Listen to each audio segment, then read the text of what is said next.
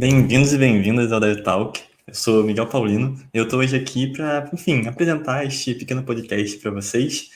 Bom, hoje o nosso tema é propriedade intelectual, modelo societário e contrato com publisher. Então eu imagino que vocês devam ter muitas dúvidas, assim como eu, sobre esse assunto. E para isso, eu trouxe um convidado muito especial que vai já começar respondendo a minha primeira pergunta, que é, por favor, meu convidado, chegue aí e me responda.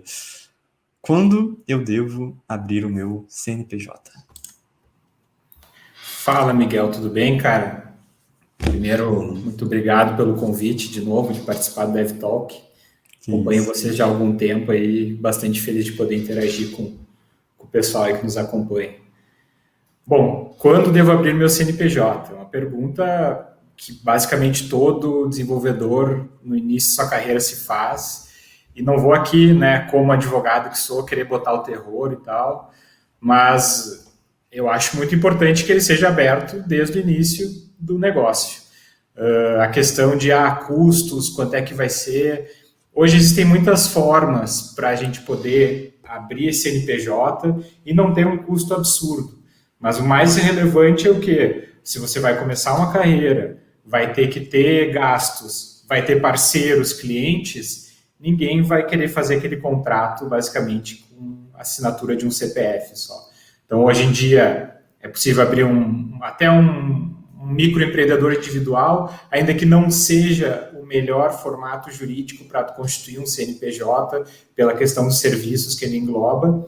Mas hoje é possível, por exemplo, o empreendedor sozinho abrir uma empresa unipessoal de responsabilidade limitada, que é o melhor formato que eu julgo para que se constitua esse CNPJ, formalize essa atuação e, claro, já inicie com uma maior seriedade, né, para poder iniciar um negócio, porque se o cara está levando o negócio a sério, ao meu ver, né, e imagino que na percepção de todos os outros que estão envolvidos na cadeia, o mínimo é que o cara vai ter um CNPJ aberto já, uma pessoa jurídica constituída, até também para poder pagar menos impostos, né? Que acho que é um dos pontos também bastante relevantes nisso. E hoje em dia existe uma série de, existe uma série de serviços de contadoria online, conta azul da vida, que já não oneram tanto assim o custo de se manter aberto uma pessoa jurídica. Eu gosto muito de fazer essa pergunta, porque é isso, né? Eu acho que ao mesmo tempo que passa esse ar mais profissional, porque você tem um CNPJ e você é uma pessoa jurídica, então você, enfim, é uma empresa, né? Acho que quando a gente fala sobre, eu quero ser indie, eu quero abrir uma empresa, então se você quer abrir sua empresa, o CNPJ é o primeiro passo para isso. Porém, eu não sei até que ponto, porque, assim, acho que no Brasil como um todo, a gente tem aqui aí eu vou usar uma palavra meio tendenciosa, mas uma sucateação, um sucateamento aí do que é ser a pessoa jurídica, né, com o MEI. Então, todo mundo é MEI hoje em dia. É muito mais fácil ser MEI, é muito mais barato, sim, principalmente na questão dos impostos. E aí, você acha que ser um MEI pode ser um primeiro passo para um indie que quer abrir aí a pessoa jurídica dele? Ou você acha que são coisas diferentes, né? Você acha não, sem certeza sobre isso. Não, acho que sim. É importante, né? É muito melhor ser MEI do que ser pessoa física, não tenho dúvida disso. Então, eu já diria assim, se vai dar o primeiro passo, o MEI lá existe uma tributação bastante baixa, fixa por mês, tem algumas limitações quanto ao tipo de atividade, o que vai fazer, mas eu acho que é o primeiro passo que pode ser dado tranquilamente e é muito melhor do que ele ainda estar atuando como uma pessoa física, né? Pela questão da seriedade e tudo mais. Acho que o fato de tu colocar um CNPJ num contrato, numa proposta comercial, sim, já dá uma conotação bastante diferente para a forma como esse dev está levando o negócio dele. Então, entendi. E existem várias formas, né? Acho que um dos assuntos que a gente vai poder falar ao longo aí da nossa conversa são, assim, existe o MEI, com certeza, é uma opção, talvez até mais barata, mas aí, daí para o modelo societário e como é que você vai se relacionar com seus sócios, as pessoas que você está se dispondo a criar sua empresa junto contigo, tem infinitas possibilidades. Porém, antes da gente continuar o nosso assunto, a gente está aqui conversando já há algum tempo, eu acho que as pessoas já tiveram essa oportunidade de ouvir a sua voz, eu acho que já está na hora das pessoas terem a oportunidade de te conhecer. Então, me diz aí, André, qual é a sua história, o que você faz? Se apresenta, por favor. Legal. Bom, eu sou advogado, né? Me formei em 2008 pela PUC do Rio Grande do Sul E desde antes, na verdade, da minha graduação, no mundo do direito eu meio que estava um pouco perdido, assim, né? Então, eu tinha muitos gostos, muitos interesses por áreas de tecnologia, por áreas criativas, e o mundo do direito tradicional lá, às vezes, não me dava um retorno de, poxa, como é que eu vou trabalhar com essas coisas que eu gosto no âmbito jurídico?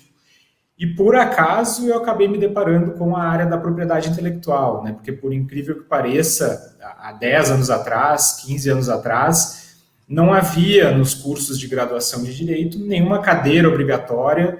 E assim, para tu descobrir o que é a propriedade intelectual, que é um mundo gigantesco dentro do direito, é importante dizer, tu teria que ou buscar, ou como foi o meu caso, tropeçar num assunto, no estudo de um caso e resolver me interessar mais por isso, né? Por quê? Porque na época sempre fui um cara que gostou muito de jogar videogame, né? Então eu sempre tive esse pé no mundo gamer. E eu queria saber, poxa, como é que eu faço para trabalhar com esses caras como advogado? E aí eu acabei descobrindo esse âmbito da propriedade intelectual. Então, um âmbito que a gente acaba, né, tratando de todas essas formas de proteção e de exploração das criações das pessoas, enfim. Sim. E aí, cara, isso acabou moldando minha carreira. Então, aí acabei indo trabalhar em um escritório específico, especializado nesse assunto, ainda como estagiário, depois como advogado. Tive a chance também de ser diretor jurídico do Grêmio, né, o time de futebol, o maior time de futebol que esse país já viu, né? Ok, já sabemos de onde você veio, né?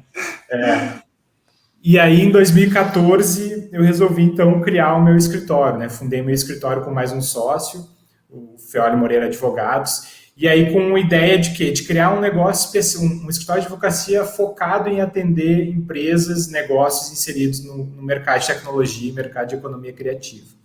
E deu bastante certo, né? Hoje em dia a gente vê, normalmente um escritório advogado, o cara foca numa área do direito, a gente resolveu fazer uma coisa diferente, vamos focar num mercado. Claro que tem muitos desafios com isso, então não bastaria eu saber só de propriedade intelectual, o cara tem que saber também de direito societário, tributário, essa parte de constituição de empresa, parte de direito internacional, né, ainda mais nesse mundo de dev, é um mercado extremamente internacionalizado, mas tem dado muito certo. E hoje, né, o escritório já cresceu consideravelmente, eu tenho a felicidade, posso dizer assim, de trabalhar basicamente com clientes do mundo de TI, games e esportes eletrônicos. Né? Então, que maneiro. É isso, né? Acho que tudo isso, com certeza, te dá muita bagagem para você passar um pouco desse conhecimento que você tem hoje aqui pra gente. E aí, pra galera do chat também. E, enfim, que estão ouvindo a gente no YouTube, na Twitch, no podcast, no Spotify. Acho que qualquer lugar vocês estejam ouvindo, aproveitar esse conhecimento e utilizar no seu dia a dia. E aí, é claro que eu não ia fazer todo esse bate-papo sozinho. Eu preciso de um parceiro, sabe, André? Eu preciso de alguém que me ajude a trazer um pouco mais de conhecimento também para essa roda. E aí eu trouxe meu querido amigo Padu. Se apresenta aí, Padu. Opa, e aí, pessoal, tudo bem? Estou aqui de novo para trocar aí um pouquinho de ideia com você sobre propriedade intelectual no mercado de games. Queria aproveitar que eu já entrei aqui, eu estava ansioso, me segurando para fazer algumas perguntas aqui, né? Eu estava escutando vocês falando, e falando um pouquinho dessa questão, né, de qual é o momento de você criar o seu CNPJ, né? É interessante quando a gente dá uma olhada no censo da indústria de jogos aqui no Brasil, né, que saiu mais recente em 2018, a gente vê essa enorme porcentagem que são os estúdios informais, né? São os estúdios que trabalham com games, têm jogos lançados, mas ainda não tem um CNPJ, né? E aí, até não de perguntar o porquê que você acha que essa é uma realidade hoje aqui do mercado de games, mas eu queria fazer duas perguntas. A primeira é que, assim, muitos dos estúdios indies começam, né, com essa proposta de eu vou fazer um jogo, vou lançar e vou ver como é que vai ser, se eu vou conseguir, vou me juntar com alguns amigos aqui ou colegas. E o quão é importante essa questão da formalização da relação até de trabalho entre essas pessoas, né? Porque eu sei que quando eu mesmo, o meu primeiro jogo eu peguei e lancei, por exemplo, na Steam, e vamos ver como é que vai funcionar. É diferente porque aquele dinheiro, aquele retorno, ele vai ter que entrar para alguém. Então, como é que funciona essa relação daquelas pessoas que trabalharam com você? Então, mesmo que naquele primeiro momento a equipe não esteja pensando em me formalizar para prestar um serviço, então ter um CNPJ para um contrato, né? Porque muitas vezes é aquilo, eles estão se conhecendo, estão se testando, querem fazer o jogo, lançar e ver o que vai acontecer. Mas a partir do momento que você lança o jogo no mercado, né, e aquele jogo começa a vender, precisa existir um certo tipo de acordo, né, e quando a gente fala de um acordo formal legal, é através de um contrato, né, de como que aquela receita vai ser dividida, a própria questão da propriedade intelectual é de todo mundo que participou, vai ser só de uma pessoa que estava na equipe? Essa é uma pergunta. E aí a outra vai justamente nessa relação de trabalho entre a equipe. Estou montando aqui uma equipe, estou começando a fazer um jogo. Como que você acha que é o caminho ideal para quem está começando? É através de você contratar freelancers ali para prestarem a execução, pontualmente a execução da arte, a execução da música, ou você encontrar uma equipe para já tentar desenhar esse acordo societário, já tentar formar uma equipe, né, com uma relação de sócios, né? E aí entra até nessa própria questão da propriedade intelectual. Se eu contratei alguém para fazer um freela, ele fez para mim alguns assets, como é que fica isso depois, quando o jogo é lançado, né? É da equipe? É do artista? Opa, Du, tudo bem, cara? Primeiro, bem-vindo aqui também. Tuas perguntas são absurdamente pertinentes, porque todo estúdio indie que começa vai passar por isso, vai passar por essas dúvidas e, obviamente, vai precisar entender assim, o que pode ser feito, como que isso pode ser feito e até onde podem ir determinadas negociações e acertos. Então, falando da primeira dúvida, sim, eu entendo que é absurdamente necessário se estabelecer o que a gente pode chamar no direito de acordo de sócios, né? Então, um documento que vai regular toda essa relação entre aquelas pessoas que estão contribuindo de alguma forma para o desenvolvimento de um jogo. E aí falo assim de qualquer tipo de contribuição, seja ela financeira, mas principalmente nesses casos de intelectual, né? Eventualmente rede de contatos, dedicação para a parte comercial, para a parte de buscar parceiros. Então, tudo isso, ao meu ver, ele deve ser quantificado de alguma forma e refletir num acordo que vai dizer, olha, todo mundo aqui está contribuindo de algum jeito. Então, o André vai ter, digamos, 10% da receita, porque a dedicação dele, o envolvimento dele vai ser X, o Padu vai ter 15% e o Miguel vai ter lá 75%. Por quê? E aí tudo isso tem que ser negociado previamente, esse é um ponto importante, né? Quando o negócio está começando, está todo mundo feliz e todo mundo aceita assinar um contrato. Não adianta querer fazer um acordo de sócios quando já deu a primeira briga, a primeira discussão entre todos. Ninguém vai assinar, algum já vai buscar advogado, já vai criar uma complexidade gigantesca, né? Então, é bastante relevante isso, e esse aspecto da propriedade intelectual, ao meu ver, é o ponto mais crucial disso. Porque, querendo ou não, o principal ativo de um jogo é a propriedade intelectual que ele gera, né? Então, é aquela contribuição intelectual de cada um no desenvolvimento do software, na parte de enredo, na parte de sound design. Então, tudo isso, todos esses ativos são ativos protegidos por propriedade intelectual, alguns por direitos autorais, outros pela parte de marcas, enfim, vai ter algum instituto da propriedade intelectual que tem uma proteção. E falando de Brasil, mas também de vários outros países, né, a gente tem uma legislação de propriedade intelectual que ela normalmente é muito protetiva do autor, da pessoa física que cria. Então, assim, se qualquer tipo de negócio, qualquer tipo de discussão jurídica que envolva um direito de propriedade intelectual, em regra, ele vai ser sempre interpretado em favor do autor. Então, se não tem um contrato dizendo que o André e o Padu estão cedendo a propriedade intelectual dele para aquele projeto, e a gente briga depois, pode ser que o Miguel tenha ficado com a empresa lá, e ele começou a explorar comercialmente aquilo, e eu e o Padu, nós simplesmente não fazemos mais nada, mas ainda assim nós teríamos direito a receber alguma porcentagem pela exploração da propriedade intelectual que a gente desenvolveu, e que não tem nenhum documento estabelecendo que aquilo vai ser cedido para aquela empresa constituída ou para aquelas pessoas envolvidas, né? E não só isso também, é bastante comum nesse mercado, né? E eu falo que a gente vivencia isso no dia a dia, que no começo está todo mundo eufórico, querendo trabalhar, mas daqui a pouco o calo de um vai apertar, o cara vai precisar fazer um outro trabalho, vai meio que deixar esse projeto de lado, ou até mesmo resolver sair do negócio. E como é que fica quando ele sai? né? Por regra geral, se já tem uma empresa constituída e ele é sócio, eu teria que comprar a parte dele, ou seja, eu teria que remunerar ele quer sair do negócio, mas eu ainda assim teria que comprar a parte dele para que eu possa ter a integralidade das cotas daquela empresa. Ou então ele vai continuar participando dos lucros do meu negócio sem ele botar um dedo dentro da atividade que tem. E nesses acordos de sócios podem ser estabelecidas regras desse tipo. Olha, então o André e o Padu vão entrar no negócio hoje, eles têm que ficar no mínimo 2 anos para que eles concretizem o direito que eles têm sobre a participação societária. Pode-se definir, inclusive, olha, eles podem ficar aqui 2 anos, mas no primeiro ano eles vão ganhar 2%, no segundo ano mais 2%, e no terceiro ano mais 10%, e aí concretiza. E se eles resolvem sair antes desse prazo, eles vão ser obrigados a me vender essa participação por um valor que eu posso, inclusive, já pré-definir nesse contrato também.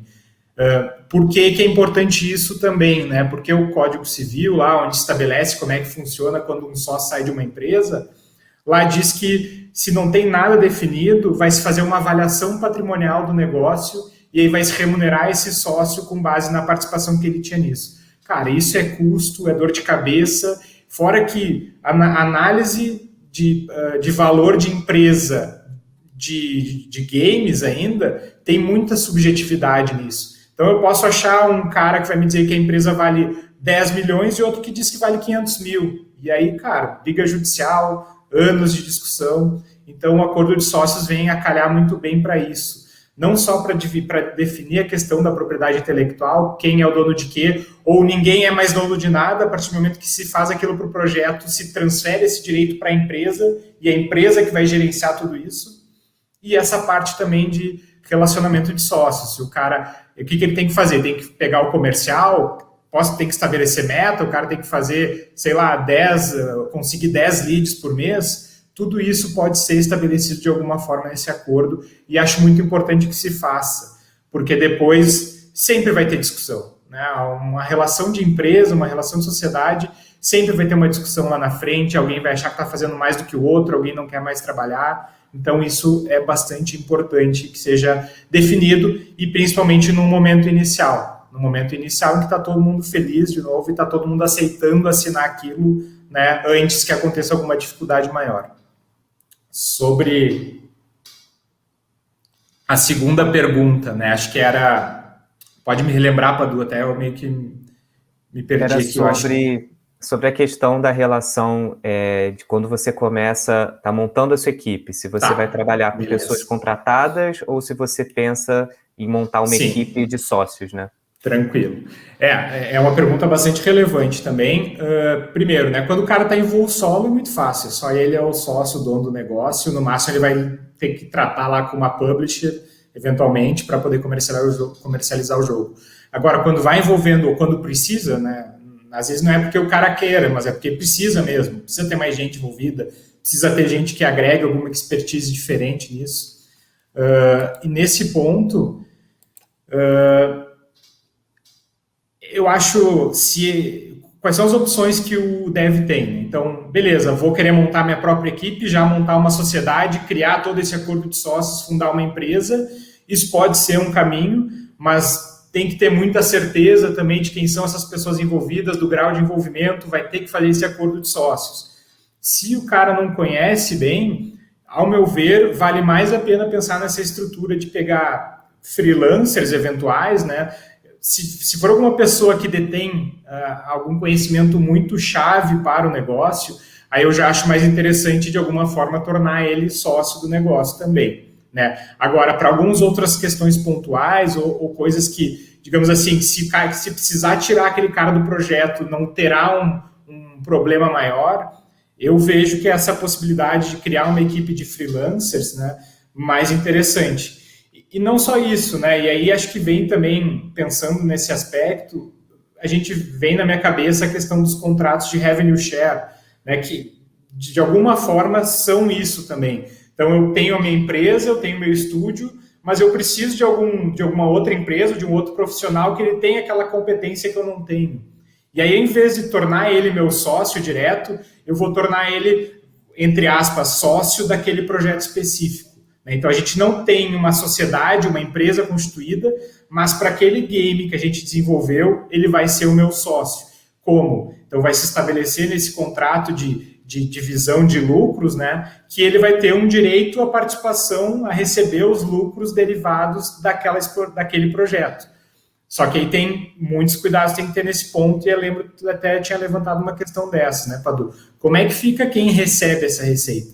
Isso tem que estar definido no contrato, porque até existem hoje muitas ferramentas de split payment, mas boa parte dessas plataformas de distribuição de jogo, elas não vão fazer uma divisão de pagamento para diversos devs de uma compra só. Então, normalmente vai se definir o estúdio líder, né, o cara que vai ser aquele à frente, ele vai ser o responsável pela exploração comercial do jogo, ele vai ser responsável por receber os valores dessa exploração, por tributar isso também, obviamente, e depois ele se responsabiliza por dividir isso entre os demais participantes desse projeto.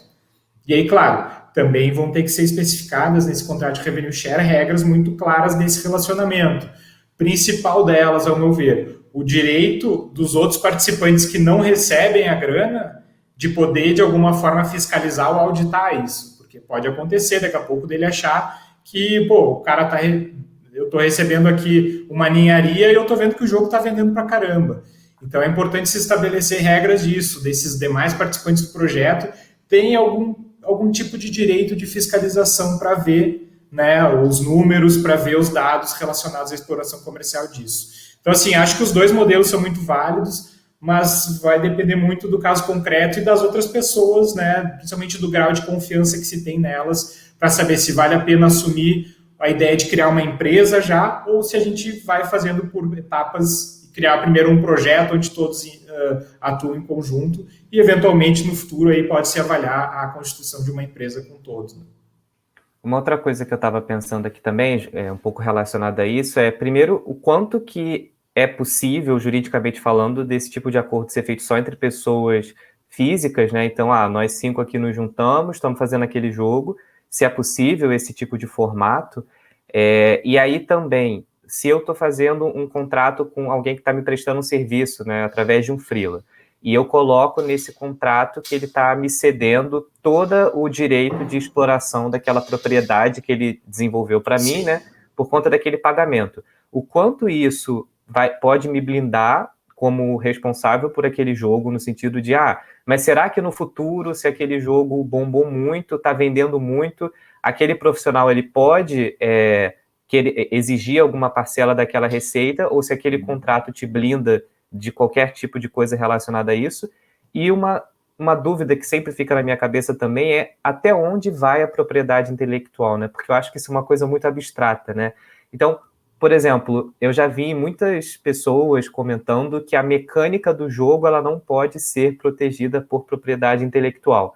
E eu não sei até o quanto isso é verdade ou não, né? Sim. Mas que você pode replicar a mecânica de jogos desde que você não esteja copiando o que se registra? É o personagem, é o asset?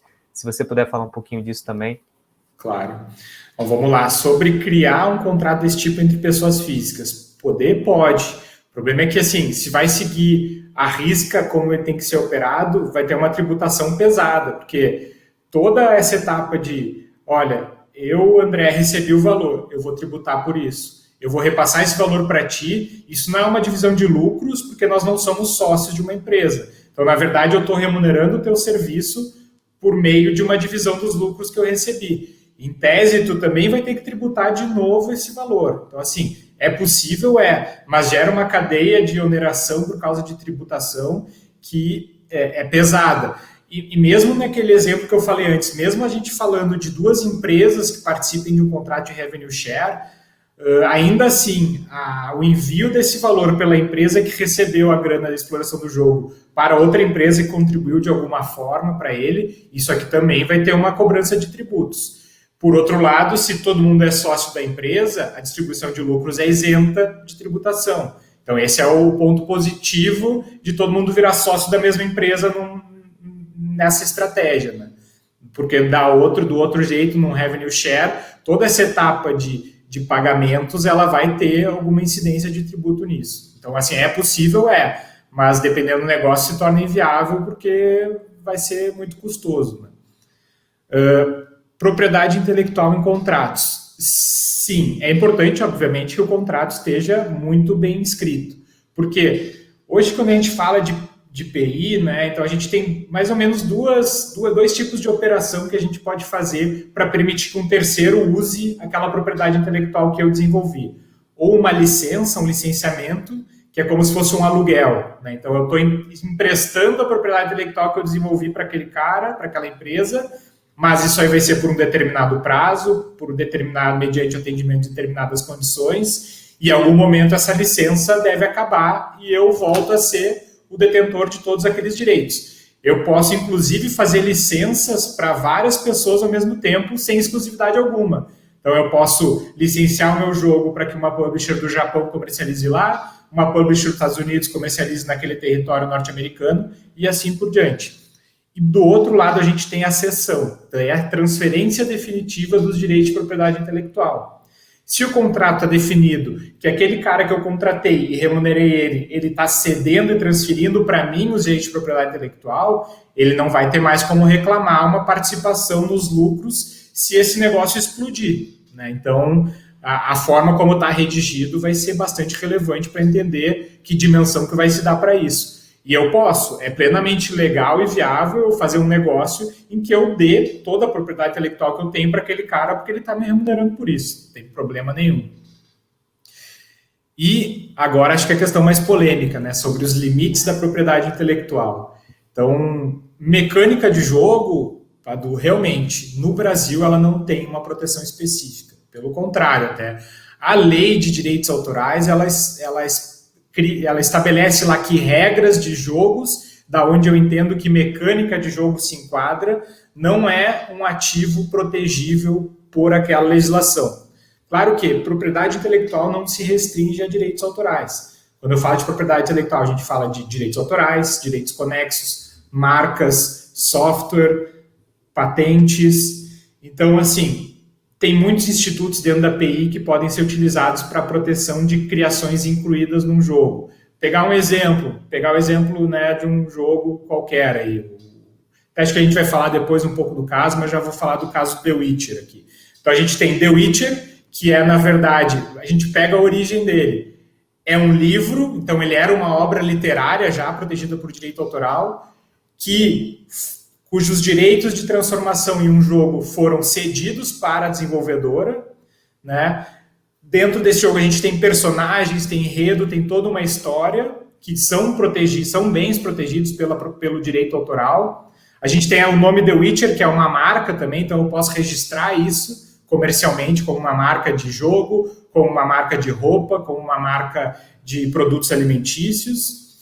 E pensando no caso de dinâmica do jogo ou de consoles e de computadores, a gente tem a proteção do código-fonte do jogo em si, que é uma proteção muito similar à do direito autoral, né? Depois eu explico um pouco melhor isso. E a gente também a questão de patentes. A patentes a gente protege alguns tipos de inovações tecnológicas. Então, pensando assim, eu crio um controle que executa uma determinada movimentação específica para aquele console. Eu posso proteger essa tecnologia que está envolvida com isso.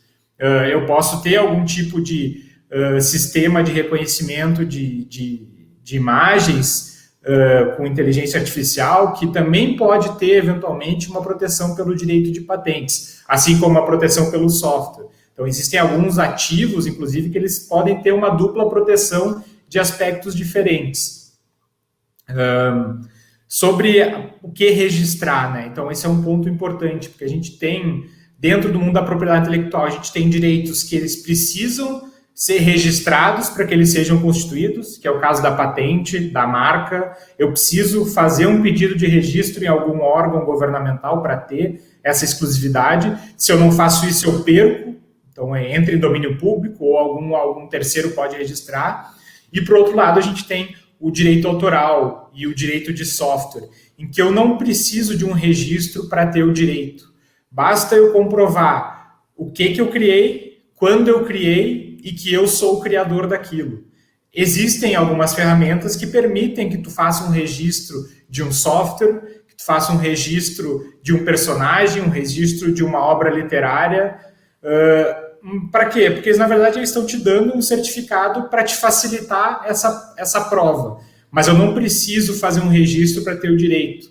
E aí, um ponto relevante também é que esses institutos que eu preciso registrar, normalmente eles têm uma validade territorial. Então, se eu quiser proteger no Brasil, eu registro no Brasil. Estados Unidos eu vou ter que registrar lá também. Europa eu vou ter que registrar por lá também.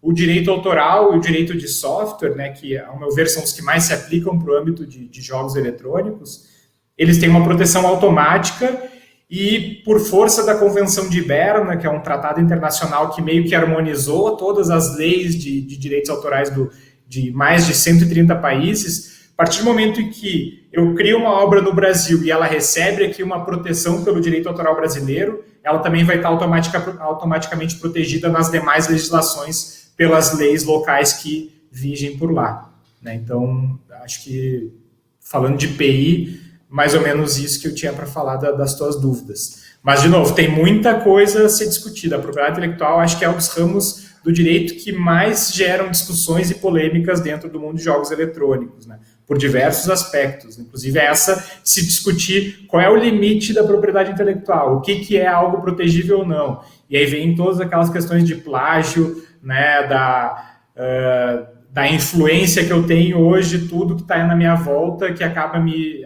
permitindo a criar coisas que vão ter, eventualmente, vínculo com alguma obra que já foi criada por algum terceiro. Né? Então... Sim, e acho que é isso, né?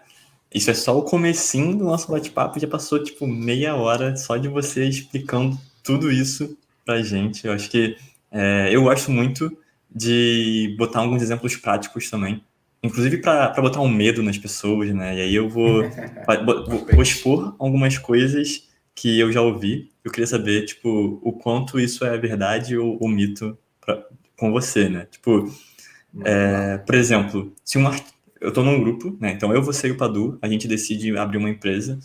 Eu sou artista, você é o programador, o Padu é o game designer. Tudo que eu criar como artista é meu, é minha propriedade intelectual, mesmo que o Padu tenha dado a ideia. Tipo, se ele falar, desenha um pássaro com uma cabeça de rinoceronte, e eu desenhar, isso é meu, mesmo que ele tenha falado.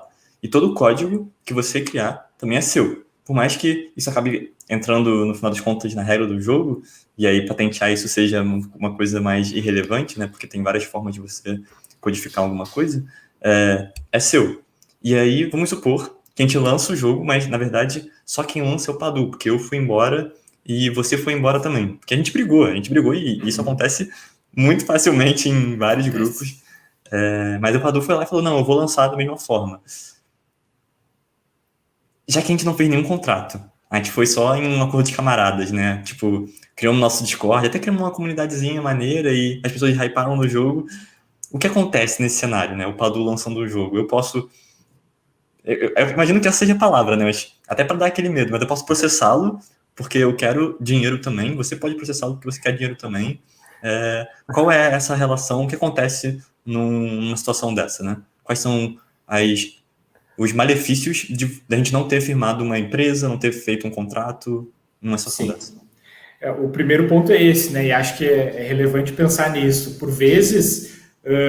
tem coisas que tu, por exemplo, Miguel, vai contribuir, que é algo que tem uma proteção da propriedade intelectual. E eu, por exemplo, André, né, digamos que eu vá só cuidar da parte comercial da empresa, que, putz, é bastante relevante também, né? Senão o negócio não acontece. Mas aquilo que eu faço não tem uma proteção de propriedade intelectual.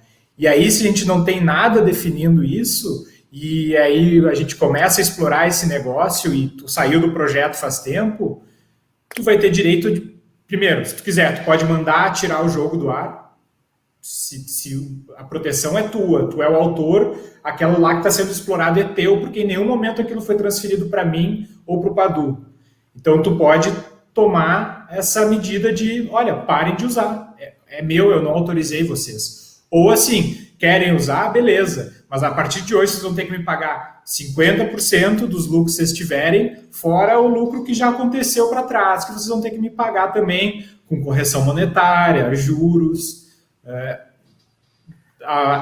Pode acontecer algumas coisas, às vezes, até piores. Assim, O cara pode pedir para mandar tirar o jogo do ar e ainda mandar fazer uma retratação pública. Então o cara vai ter que botar lá no Twitter dele, na página de Instagram, que ele usou a obra indevidamente do Miguel, que ele pede desculpas por isso e que isso não vai se repetir. Então, mesmo que, desculpa te interromper, mas mesmo que eu não tenha registrado essas coisas. Tipo, eu não registrei a minha arte, mas ela mesmo assim é minha. E aí até, fechando assim, como provar também, né? Porque é o que o Miguel falou, né? Ele não registrou e aí assim, tá, mas eu lancei o jogo na Steam. Como é que você vai provar se não tem nenhum tipo de registro formal? Como é que eu provo que fui eu, né? Eu posso processar mesmo? É importante, é extremamente relevante. Esse é o ponto, digamos assim, negativo do direito autoral e do software, do código, da proteção de código-fonte. O fato de eu não precisar ter um registro me dá, obviamente, uma proteção automática dele, mas ao mesmo tempo eu tenho que conseguir provar isso de alguma forma.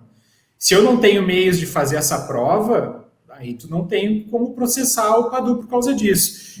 Mas assim, as provas podem ser as mais variáveis possíveis. Tu pode ter mandado um desenho da tua arte por WhatsApp pro Padu, dizer, ó, o que tu achou disso? Isso aí já é uma prova que tu vai ter, mostrando que aquela imagem saiu do teu celular, da tua conta no WhatsApp, naquela data, e é aquele desenho que está aparecendo ali. Isso já é uma prova. Isso já é para fins legais, isso já serve, né? Mas se tu não tem nada, se tu não consegue juntar nada, e o Padu lançou o jogo e nunca disse que foi tu que criou aquilo, e tu não tem como criar, como provar, aí o jogo é dele. Aí o jogo vai ser dele, né? Mas assim, os meios probatórios são os mais diversos possíveis, inclusive prova testemunhal. Então entramos com um processo e aí vai ter lá uma audiência de oitiva de testemunhas, de depoimento das partes, que o juiz pode perguntar: Padu, é verdade que o Miguel fez isso ou não? Foi tu que fez? Aí o Padu vai dizer: não foi ele. Então quem que fez? Não sei. Às vezes pode pesar negativamente também a falta de uma prova e uma mentira descarada desse tempo. Mas, em regra, o dever de provar algo é de quem alega. Então, o Miguel que teria que provar que ele criou aquele desenho naquela data e que o Padu está usando aquilo sem nenhum tipo de autorização. Muito doido. Vou pegar uma pergunta do chat agora, antes de passar para a minha próxima, né? Tem mais uma. O senhor LMO, ele perguntou: um acordo verbal ou gravado em áudio tem validade? Ou deve ser feito um contrato de verdade? Inclusive, eu adoro o contrato de verdade. Vou dizer até para o senhor LMO, um acordo verbal é um contrato de verdade.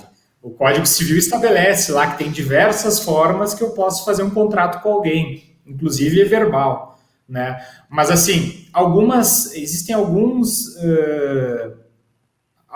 negociações que elas exigem um contrato expresso, né?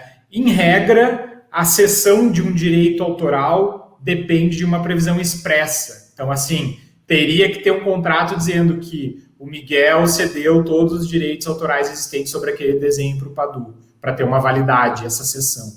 Mas, assim, o que eu sei, com base em decisões judiciais? Muitos juízes, se tem uma prova verbal concreta, se o Padu chegou em audiência e disse, não, realmente, foi o Miguel que fez aquilo, isso se sobrepõe, né? Então, assim, eu cheguei à audiência e o Miguel diz, não, eu resolvi ceder todos os direitos autorais que eu tinha daquilo para o Padu e a gente fez um acordo verbal para isso. Nesses casos, o juiz vai aceitar isso como uma cessão válida, né? Mas, assim, acordos verbais, propostas, mensagens de WhatsApp, e-mails, mensagem no Discord, se tem ali alguém se comprometendo a fazer algo para outra pessoa e aquela pessoa aceitando, isso gera um vínculo obrigacional, isso gera um mini contrato, vamos chamar assim, entre aquelas partes, independente do formato, se é verbal, se é por vídeo ou se é escrito. O cuidado tem que ter é que, obviamente, é melhor ter um contrato escrito por diversos aspectos, é muito mais fácil tu provar, o ponto principal é esse, e porque algumas leis, alguns dispositivos legais, eles exigem que certos negócios sejam feitos de forma expressa. Quando eu falo expresso, é escrito, né, num papel, num documento de Word.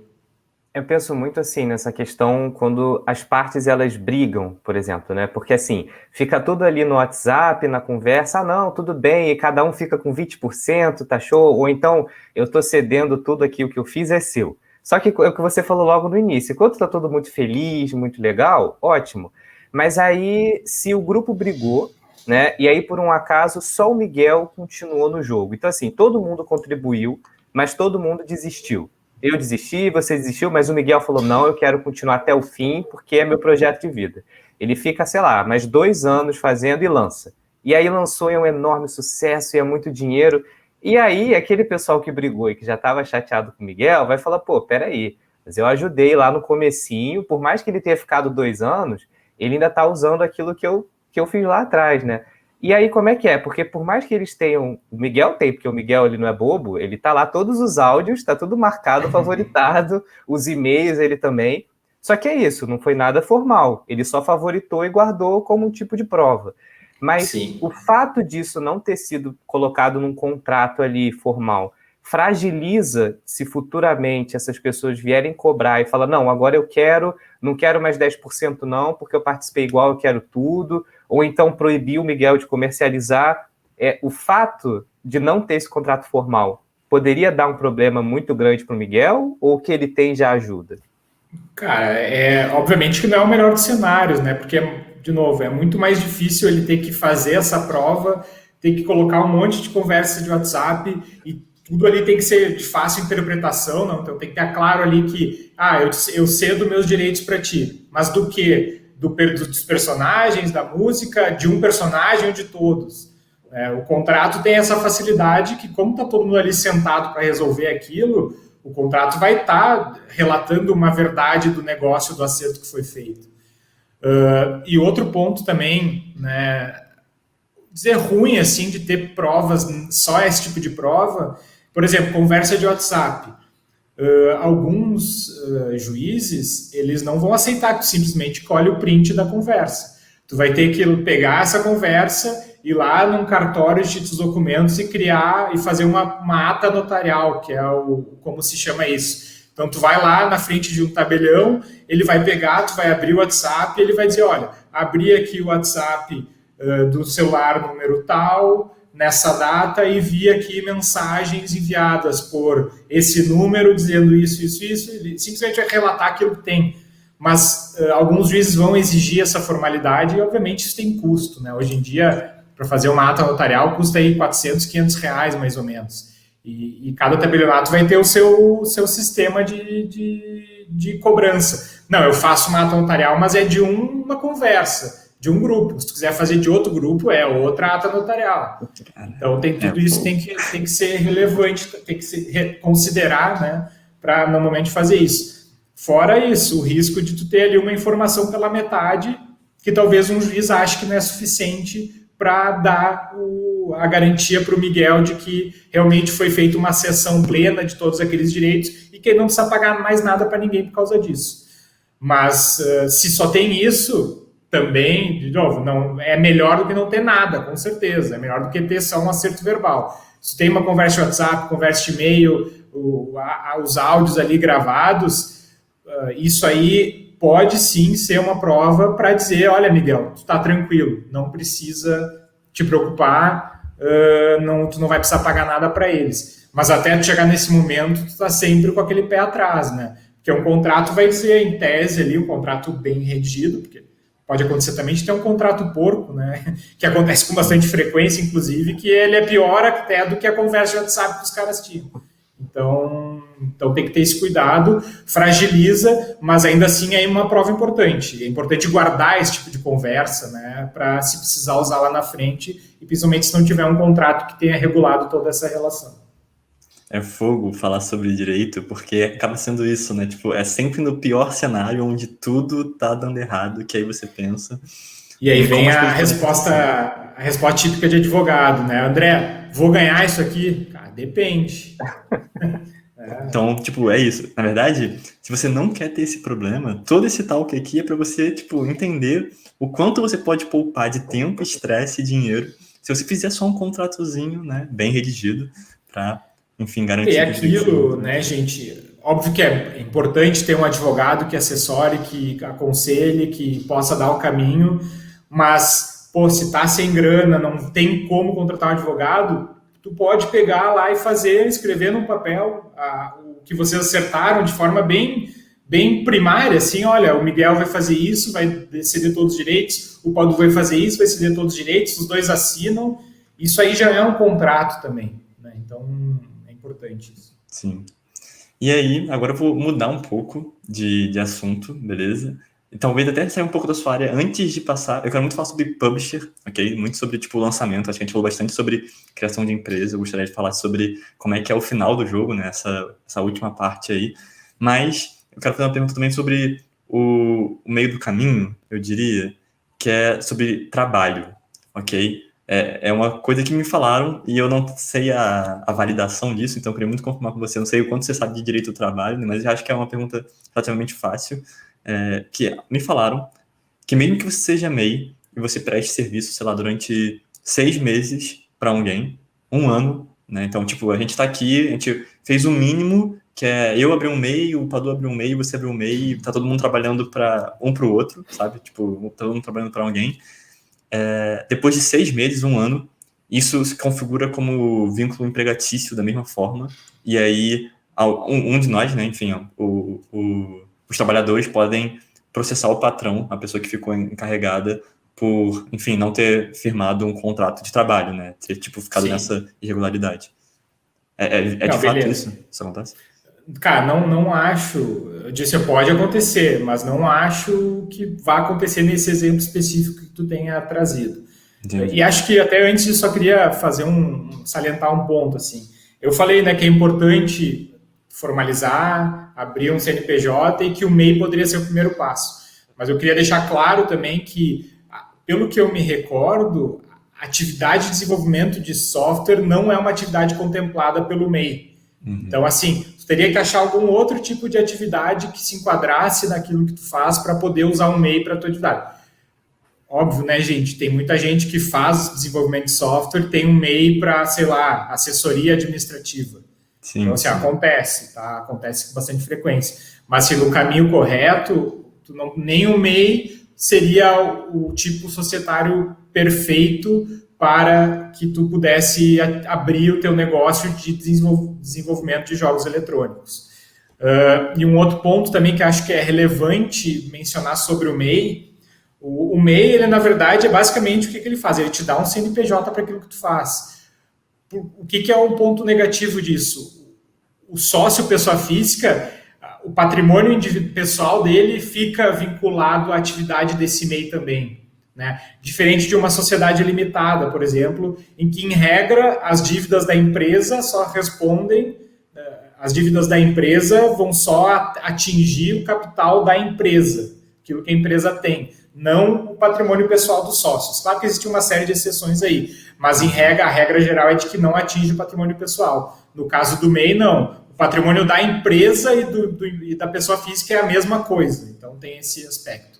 Sobre essa tua dúvida aí, Miguel, o que acontece hoje, né, para tu poder ter um vínculo empregatício? Existem alguns requisitos que tem que configurar para que isso aconteça. Então, questão da subordinação. Então, primeiro, vai ter que mostrar que realmente o Padu que mandava, Miguel, faz aquilo agora, faz isso para essa semana, quero que tu me entregue, né, a tua arte até sexta-feira. Que é relativamente fácil, né? Assim, comprovar isso. O gestor... Mas é uma subordinação, assim, que é só isso que acontece. Porque se tu chega e diz, Padu, agora eu quero que tu vá lá e comece a vender esse jogo. Comece a bater porta, vai captar lead para o negócio. Então, assim, não tem uma subordinação, na verdade. Isso é uma relação societária. Ele está exigindo o teu papel e tu está exigindo o papel dele. Agora, se é só ele pedindo para tu fazer coisa... Aí se configura esse critério da subordinação. E aí esse é um dos critérios que configuram essa relação empregatícia. Outra coisa, a habitualidade. Então, tu só trabalha para ele, tu só faz isso. Tu não tem outro negócio à parte, tu não tem nada mais. Tu só está trabalhando dentro desse projeto e sob ordens do Padu. Então, tu tem uma habitualidade só de prestar serviço para ele. E outra é questão de remuneração. Tem que ser um trabalho remunerado pago, obviamente, por quem está te empregando. Então, na verdade, o Padu que está te pagando um valor por mês fixo, todo mês o mesmo valor para tu fazer aquela coisa sob as ordens dele, aí pode ser que tenha uma relação empregatícia mesmo. Agora, vocês estão trabalhando em conjunto, tem uma cobrança pelo lado dele, mas também tem uma cobrança pelo teu lado. E a grana que entra, na verdade, é a grana de exploração daquele projeto que vocês dividem, aí já acho difícil que configure um vínculo empregatício. Então, tem que dar uma olhada nisso, né? Se tem essa subordinação, essa habitualidade, e se tem essa remuneração, principalmente uma remuneração fixa por mês, sempre paga de um para o outro, aí sim tem um risco considerável de ser configurado aí uma relação de emprego. Então, uma relação de habitualidade e a subordinação acontecem, mas não tem remuneração, por exemplo, já é uma coisa que tu pode afastar, né, dessa relação. Outra coisa, como é que funciona para a hora de trabalho? Ele vai te cobrar que tu esteja todo dia das 8 às 9, das 8 às 6 lá trabalhando? Férias, como é que funciona? Tu, Miguel, vai precisar pedir uma autorização para ele, ou ele vai dizer quando tira tuas férias, ou tu simplesmente manda um e-mail e diz, olha, essa semana eu vou ir para a praia e, cara, esquece, me liga na outra semana. Isso também isso também vai ser considerado, né? Então, se tudo que tu faz é mediante ordem dele, inclusive tirar férias, descansar e a hora que tu trabalha, putz, aí tem uma relação de emprego nitidamente. Muito bom. Então, respondida essa super dúvida, aí eu prometo te passar a voz de novo para o também, para você fazer algumas perguntas. Eu quero começar a falar sobre essa questão da publisher, né? Como é que geralmente é feita esse relacionamento com uma publisher? Eu sinto, assim, que muitas das dúvidas que surgem, porque, primeiro, que tem poucas ou quase nenhuma publisher brasileira, né? Então é difícil você acabar tendo tanto contato com isso. Quando você está iniciando, acho que uma vez que você lançou um jogo internacional, é muito mais fácil, né? Você acabou tendo que ter essa relação, mas eu gosto muito de perguntar isso para que esse primeiro contato com a publisher não seja um contato de... traumático. Não só traumático, mas onde você tá aceitando tudo que a publisher fala, porque você não sabe como é que é uma relação de verdade, sabe? Então, tipo, se a publisher chegar e falar, olha, isso que tudo é meu, porque é assim que se faz, você não vai saber se é verdade ou mentira, porque é só isso que você sabe, né? Essa primeira relação com ela. Então, como é que são, geralmente, os relacionamentos de empresa, desenvolvedora e publisher, né? O que é pedido no contrato, quais são os termos utilizados? Sim. Tem muitas variáveis nisso, né? Então, vou começar pelo começo, como diria, né? Vai depender muito do nível de maturidade do teu jogo. Então, assim, tu ainda tem um projeto que tu precisa de grana para desenvolver e tu vai pedir essa grana para publisher, certamente tu vai te sujeitar a exigências maiores da publisher para isso. Ela vai te antecipar esse dinheiro, mas ela vai estabelecer prazo para tu entregar isso. Ela vai estabelecer uma participação maior na receita do jogo para ela. Talvez ela vai exigir alguns outros direitos, como o direito de poder explorar também eventuais produtos derivados desse jogo, né? Os DLCs, bonecos. Ela pode exigir também o direito de negociar eventuais novos direitos para a transformação desse jogo em uma obra cinematográfica, por exemplo. Então, assim, se tu está precisando muito disso, provavelmente tu vai acabar te sujeitando a mais coisas. Distribuição de lucros, né? Hoje em dia, no mercado, a gente tem um padrão muito grande, assim, principalmente nesse mercado indie, de uma divisão 50-50. Diga assim, 90% dos negócios que a gente assessorou entre estúdio e publisher, a divisão de receita era essa, exatamente a metade para um e metade para outro. O que acontece? Nos casos em que a publisher faz um aporte de grana, elas chamam, na verdade, ela não está te dando um investimento. O que ela está fazendo? Ela está te dando uma antecipação dos lucros que vocês vão receber. E o que ela estabelece com base nisso também? Então, olha, beleza, a nossa regra geral de divisão de lucros é 50-50, mas eu estou te dando aqui $50 mil adiantado. Então, até que eu consiga recuperar esses meus $50 mil, eu vou ter direito a toda a receita que vier, ou a 70% da receita que vier e tu vai ficar com 30%. Então a gente vê muito isso também, uma variação dessa participação para que a publisher recupere o investimento inicial que ela fez. Outros pontos tem que relevar. Beleza, eu tenho um jogo top pronto, mas tu sabe vender ele, tu sabe negociar ele, tu sabe onde buscar distribuidores para fazer isso. Cara, se tu não sabe isso, tu pode ter o melhor jogo do mundo, mas ainda assim vai ser muito difícil de ter um sucesso comercial com ele, né? E aí a publisher tem esse papel também de ter pessoas-chave, de ter uma rede de contatos gigantesca, eventualmente também investir em marketing para o jogo, né? Então, porque pode ser que ela não vá te dar aquela grana para tu desenvolver porque o jogo está pronto, mas ela vai se comprometer a botar $50 mil em ações de marketing para divulgação do negócio. Então, assim, tem muitas variáveis aí, né, Miguel, que devem ser consideradas. O que eu digo sempre, assim, se tem um jogo bom, um jogo que já tem algum tipo de tração, entra nessa negociação já com a cabeça erguida e, cara, briga para tu não ter menos de 50% da receita do teu jogo. E tenta criar limites também. Olha, beleza, eu te dou isso, mas é só para a plataforma X. Ou é por 2 anos, ou é por 3 anos. Estabelece um limite temporal nisso também. E às vezes exige também algum tipo de regras de performance da publisher. Olha, beleza, o meu jogo tá bom, o meu jogo tem já uma comunidade em torno dele, então eu disse, para tu manter esse contrato vigente, eu quero que tu atinja esse número X de vendas no primeiro ano, esse outro número no segundo ano. Então, se tu tá bem montado nisso, cresce para cima deles. Que assim, vou dizer, por prática profissional mesmo, o contrato vem, normalmente, pesando para o lado de quem fez ele. Né? Não tem dúvida disso. E não é feio ou errado tu contestar cláusulas dele. Tu dizer, olha, eu não quero isso aqui. Ou, pô, por que tu tá me propondo essa obrigação de 15 anos de um contrato? Por que não pode ser 5? E não tenham vergonha de contestar e de discutir. Porque a publisher está fazendo o papel dela, provavelmente orientada pelo advogado dela, que é, olha, pede mais para tu ganhar menos. Né?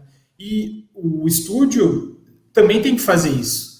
Então, ele também tem ele tem um produto na mão, ele também pode exigir algumas coisas, ele também pode se impor em determinadas regras. Claro que, de novo, vai depender muito do teu momento. Se tu tá precisando muito de grana, se tu não tem nada desenvolvido ainda, mas tu tem um projeto legal, cara, daí tu também não tem muito como se impor, né, contra o que eles estão te oferecendo. Se eles já estão aceitando te dar uma grana adiantada para desenvolver aquilo, então tem que considerar todos esses pontos, né? Eu não diria assim, é muito difícil dizer, olha, o negócio de publisher com um dev é esse formato. Vai depender muito de cada caso. Mas o que eu posso dizer assim, regra geral que a gente vê hoje é essa divisão 50-50, né, na maior parte dos casos dessa indústria indie, mas já vi casos que o dev ficou com 80% e a publisher 20%, já vi casos que a publisher ficou com 70% e o dev 30%, então muito variável isso. Não, eu acho que, na verdade, o que você falou para mim já abriu um pouco os olhos, sabe? Porque, primeiro isso, quando você nunca teve contato com a publisher, você fica meio de calça riada, sabe? Acho que esse medo até... Porque, pensando no desenvolvedor indie mesmo, me colocando nessa situação, se uma super empresa, que eu quero muito que venda meu jogo, chegar e falar, vai ser assim, eu não vou pensar nesses pormenores, sabe? Talvez a pessoa não tenha a maldade de pensar, putz, o advogado colocou um pouco mais para depois você colocar um pouco menos e achar o meio termo, ou até mesmo essa questão que eu gosto muito, e eu acho que é essa parada que eu queria saber, né? Eu tenho deveres como desenvolvedor, mas a publisher também tem deveres, né? E isso que você falou de colocar esses deveres da publisher também no contrato já abriu meus olhos. Não é sobre só eu entregar o jogo, eu entregar a versão de ouro, ou, enfim, com todos os milestones no prazo que foi combinado entre mim e a publisher, mas é também sobre a publisher atingir certos números, né? E que números são esses? Eu tenho que fazer essa pesquisa, obviamente, a publisher tem que me dar um número também, é uma conversa, obviamente, mas exigir certas coisas. Eu acho que esse é um processo importante. Sim. E é um processo que você só tem confiança de fazer se você tem algum tipo de conhecimento, né? Então eu espero que todo mundo que está ouvindo esse super aulão aqui de direito de jogos, né? Vou botar direito em jogos no geral mesmo, do André, esteja curtindo. Inclusive, se vocês tiverem alguma pergunta, gente, mandem agora, que a gente já está encaminhando para o final. Então, se vocês tiverem aí alguma dúvida específica que vocês querem saber, mandem no chat, que a gente vai mandar para o André e vai responder aqui nessa live. E, Miguel, só aproveitando tua fala também, acho que é importante até para ajudar o pessoal, né, que tiver, talvez não precise, se tiver meio receoso de chegar e dizer eu não vou assinar esse jeito nenhum, não adote esse tipo de abordagem no começo. Simplesmente diga assim, olha, quero conversar com a publisher e, cara, me explica por que tu está me exigindo isso. Né? Porque normalmente o cara, talvez ele vai entender, pô, realmente, estou sendo meio pesado aqui, e até nessa conversa a publisher vai chegar numa nova cláusula para te oferecer. Então, tu não precisa simplesmente já fechar a porta de cara, né, se tu tiver mais receoso disso, mas faz essa busca, esse diálogo. Olha, cara, vamos marcar uma call e eu queria que tu me explicasse por que a cláusula 1, por que da cláusula 10, por que disso. E aí, normalmente, nessas conversas vão se alinhando coisas que podem melhorar bastante esse contrato. Eu tenho uma pergunta que eu não sei o quanto ela é, tipo, da parte jurídica, o quanto ela é da parte empresarial, que é sobre eu mandar um jogo para uma publisher e ela ficar pedindo interações, sabe? Tipo, melhorias nesse jogo para poder aceitar fazer um contrato.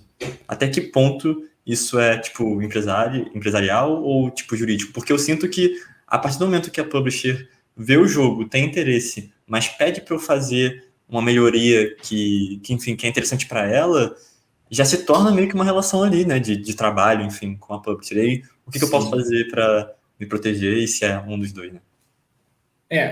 Ao meu ver, com certeza, né? Se eles estão exigindo alguma coisa que é boa para eles, tu já tem o direito de pedir, tá, mas então assim, vamos definir de repente que, olha, se eu atender satisfatoriamente, a gente assina o contrato, né? Ou até já assina o contrato com uma cláusula preliminar dizendo assim, olha, o Miguel vai fazer, né, nessa versão ele vai fazer determinadas adequações e se isso for atingido adequadamente, então esse contrato entra em vigor a partir da entrega dessas interações.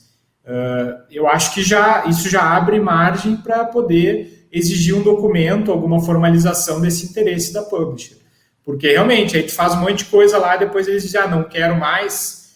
É sacanagem também, é um pouco de desrespeito, inclusive, com o dev, né? Porque aí tu gastou tua hora, tu gastou teu tempo lá, quando tu podia estar, sei lá, prospectando outra publisher para comercializar teu produto. Sim.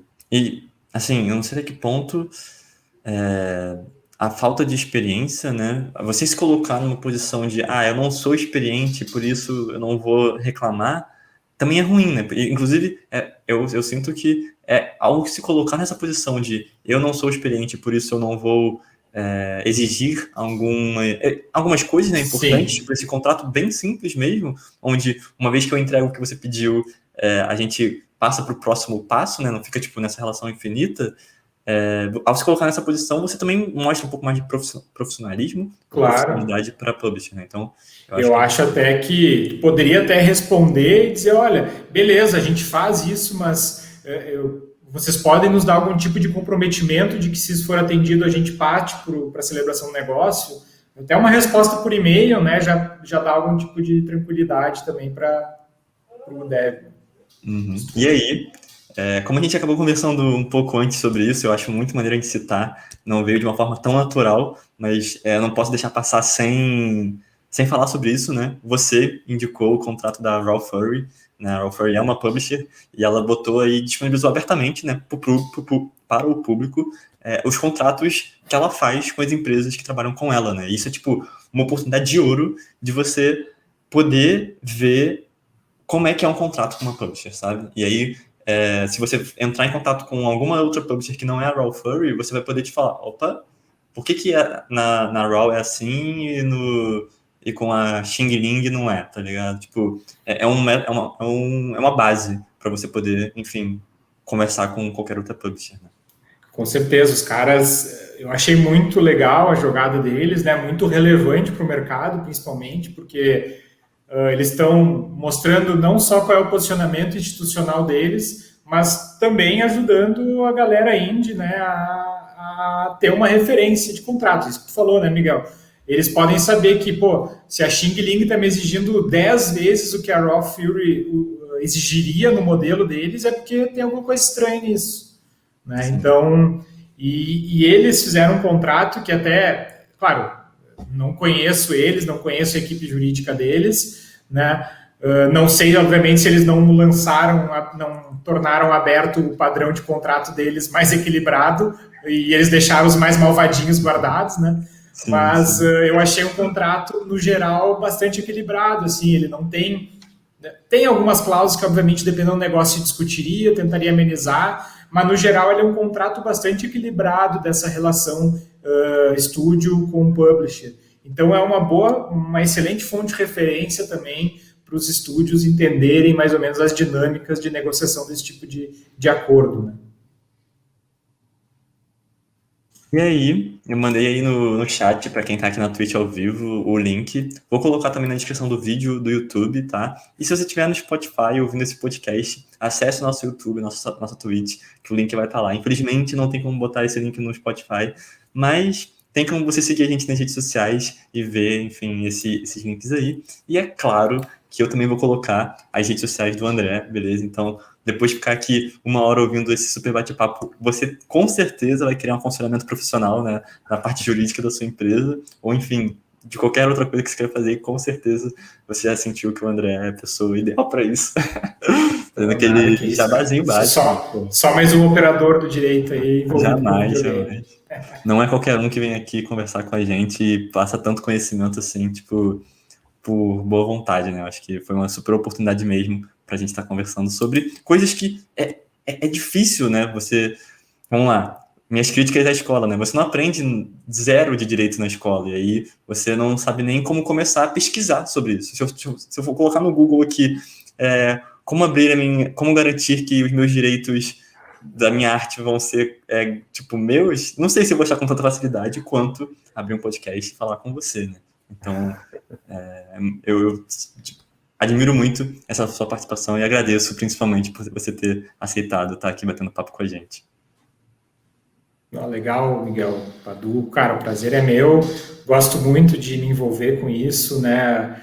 De novo, estou há mais ou menos uns 5 anos, assim, envolvidos bastante com a indústria de games e sei que fazer isso aqui também ajuda muito a construir esse mercado, a tornar ele mais forte, mais profissional. Muita gente ia dizer, pô, mas aí vai dar a dica de graça. Cara, não tem nada a ver. Acho que instigar o pessoal que desenvolve, e até publisher também, né? Tem muita publisher, assim, publisher indie por aí, ainda que não seja bem o termo, né? Sim. Que é importante ele entender algumas coisas e ter umas premissas básicas para saber o que eles precisam quando vão entrar num negócio desse tipo. Então, fico bastante feliz de participar aqui. Espero que tenha ajudado aí alguém, ao menos, a criar, né, algumas dúvidas na cabeça para que o pessoal vá atrás da informação também. Porque tem muita coisa, tem muita informação por aí, tem muito profissional bom por aí. Então, basta o cara saber, na verdade, o que procurar, né, para ele poder buscar essa referência e aí poder ter um negócio mais tranquilo, mais seguro, não ter problemas aí depois, né, arranca-rabo com sócios ou com publishers.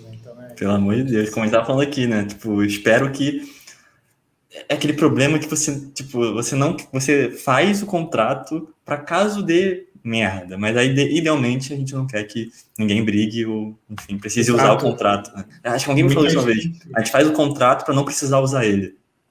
Exato, isso ou assim também, cara, o contrato é uma coisa que eu sempre falo para todo mundo, todos os clientes, todas as pessoas que conversam comigo. Ter um contrato não significa que o teu negócio é a prova de problema, né? Mas ele te dá os caminhos para solucionar aquele problema da forma mais rápida e menos custosa possível. Então, é muito relevante mesmo ter essa formalização, porque problema é natural, né? A vida de todo mundo, de qualquer tipo de relacionamento. Botou 2 pessoas, em algum momento vai surgir algum tipo de rusga entre elas, né? E se tu tem todo isso já devidamente, o caminho, né, demonstrado ali, previsto, cara, isso aí elimina tanta dor de cabeça que vocês têm ou não têm noção, mas imagino que tenham, né? Então... Exato. Bom, gente, então agradeço todo mundo que ouviu a gente também, e eu espero que vocês tenham curtido. A gente se vê aí na semana que vem. Na semana que vem vai ser com um talk sobre game e áudio com o Bruno Mendes. O assunto ainda é um mistério, mas com certeza até semana que vem a gente está postando nas redes sociais. Novamente, muito obrigado, André. Muito obrigado, Padu, também, por ter participado e trazido várias perguntas importantíssimas que eu não teria capacidade de trazer tão bem quanto você. Então, a gente se vê por aí. Valeu, gente. Prazer foi meu. Até. Valeu, gente.